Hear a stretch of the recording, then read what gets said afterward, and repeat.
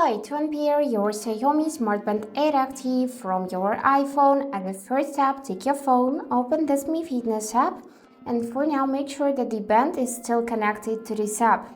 And in that case, in this Devices tab, you would see the name of your device and its battery percentage.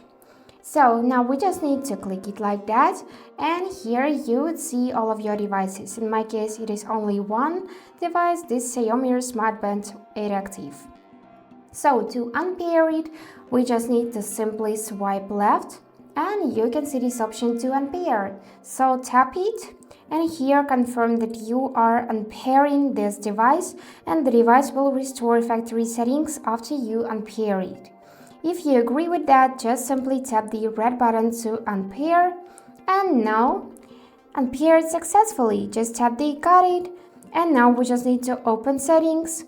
Here we need to go in the Bluetooth section and make sure that Xiaomi Band 8 Action is not connected here. Then tap on the info icon and select this button to forget the device.